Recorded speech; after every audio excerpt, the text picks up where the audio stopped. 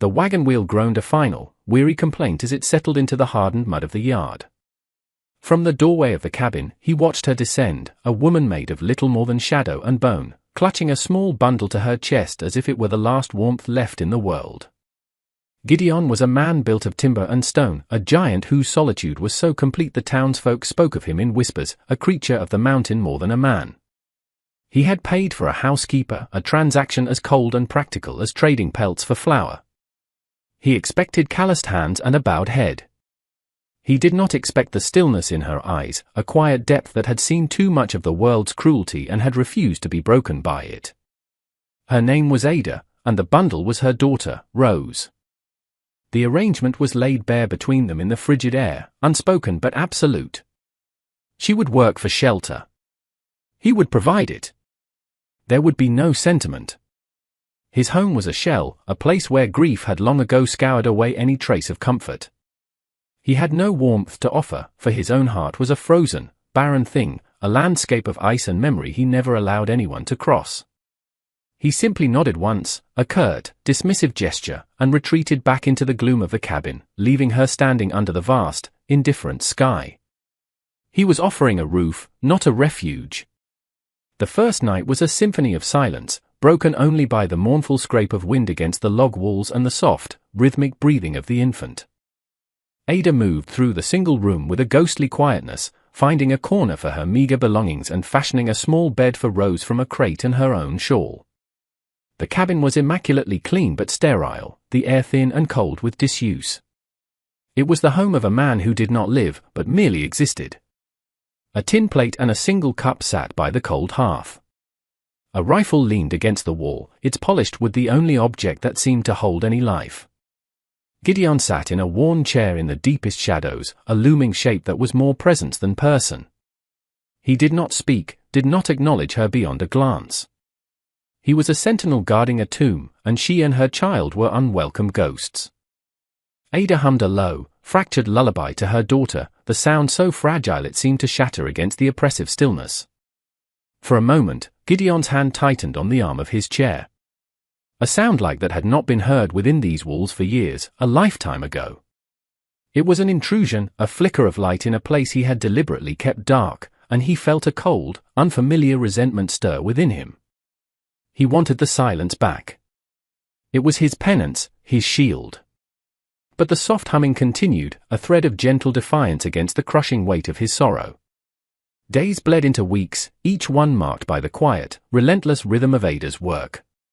She did not speak to him, did not ask for his help or his permission.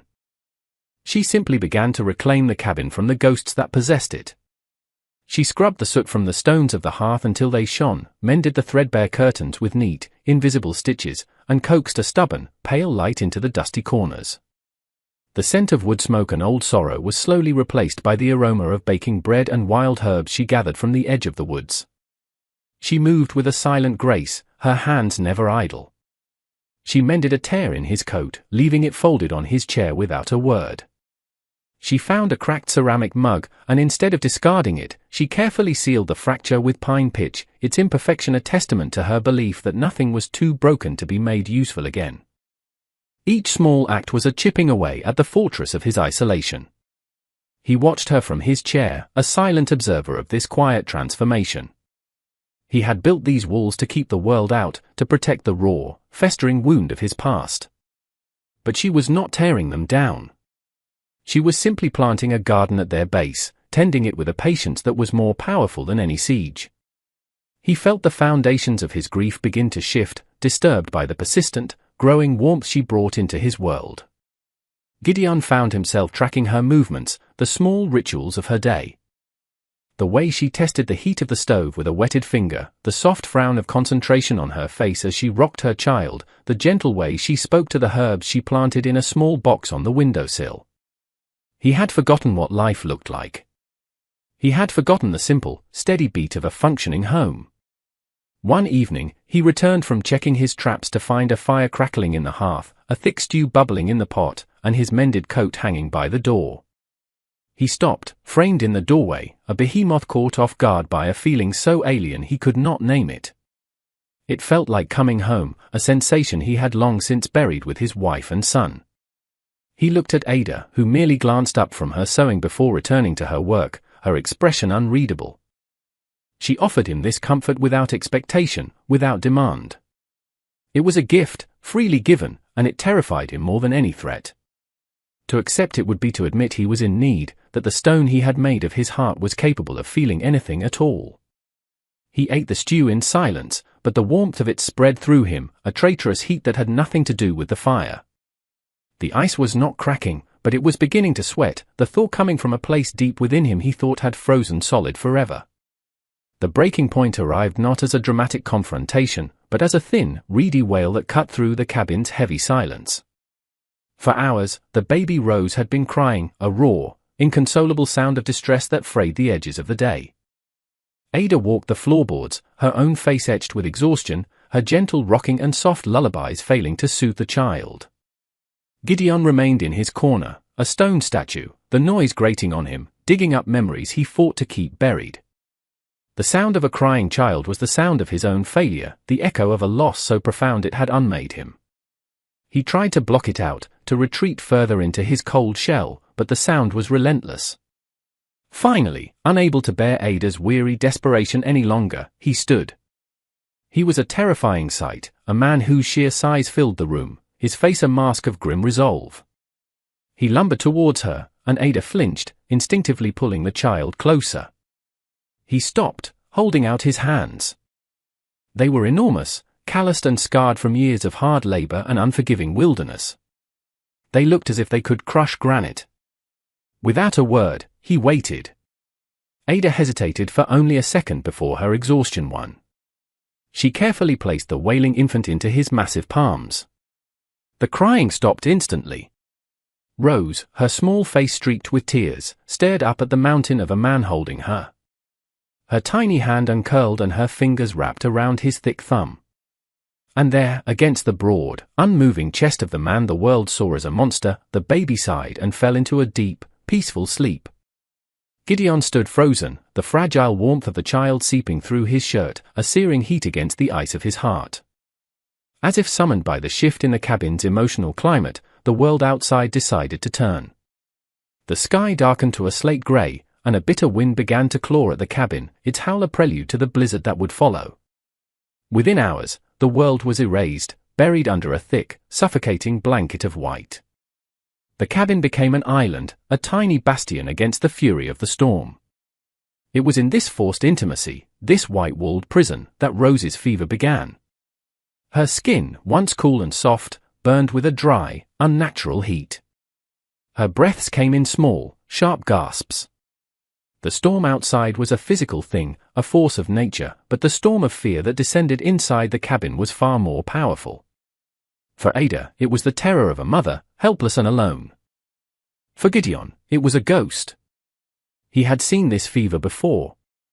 He had felt this same helpless dread as he watched the life fade from his own son.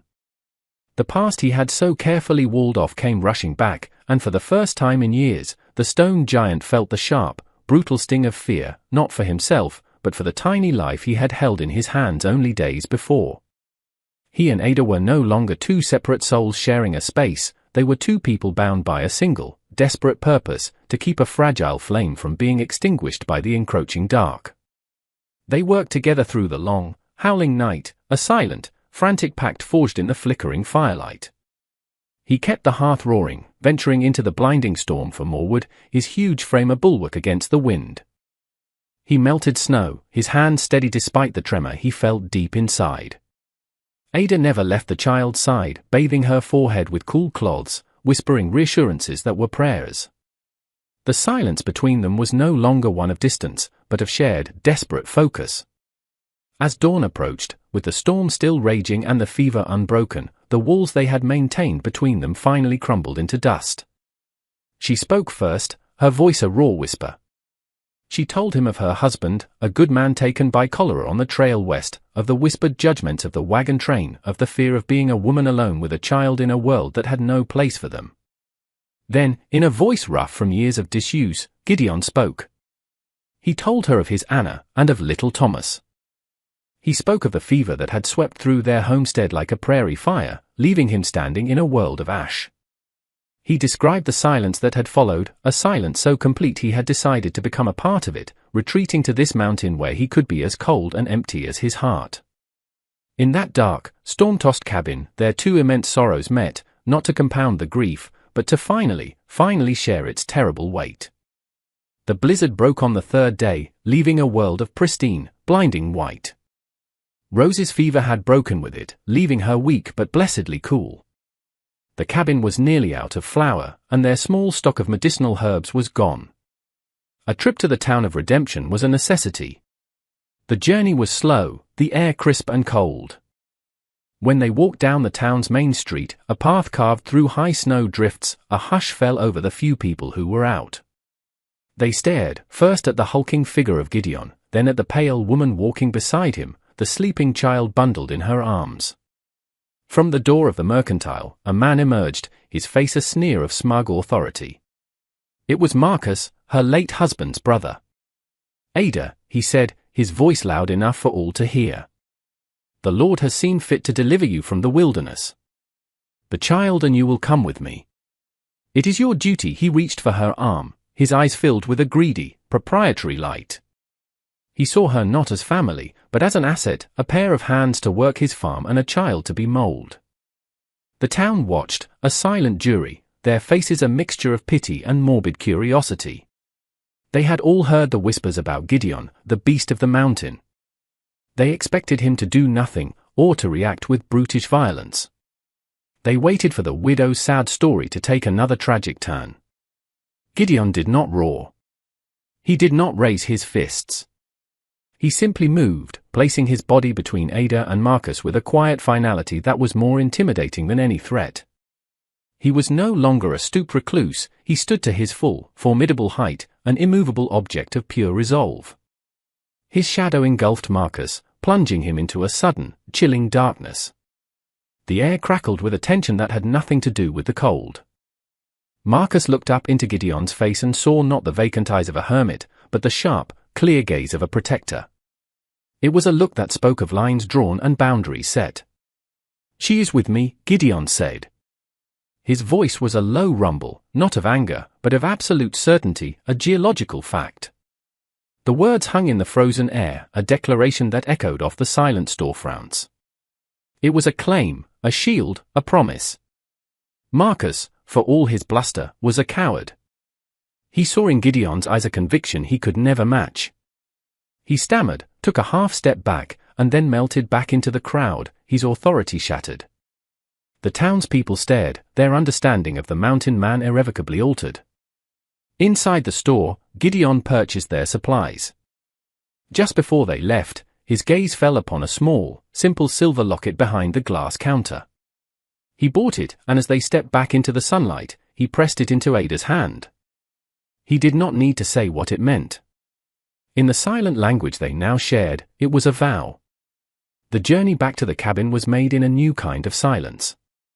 It was not the cold, empty silence of their beginning, nor the tense, desperate silence of the storm. It was a quiet filled with warmth, a shared peace that settled over them like freshly fallen snow. Ada held the silver locket in her hand, its smooth, cool weight a tangible symbol of the promise he had made. When they reached the cabin, the sun was setting, casting long, golden fingers of light across the valley. The home they entered was no longer his cold refuge or her temporary shelter. It was theirs. The seasons turned, a gentle rhythm of planting and harvesting, of long winter nights by the fire and bright summer mornings. The fear in Ada's eyes was replaced by a serene strength. The harsh, grieving lines around Gideon's mouth and eyes softened, smoothed away by the sound of a child's laughter. He was still a man of few words, but his action spoke a language of profound devotion. He carved intricate animals for Rose from scraps of pine, his massive hands, once tools of survival, now instruments of joy. He taught her the names of the birds and the secrets of the forest. Ada filled the home with life, with the scent of baking and the sound of her humming, no longer a fractured, lonely tune, but a melody of deep contentment. He had been a man entombed by his past, a mountain who believed his heart was nothing more than cold stone.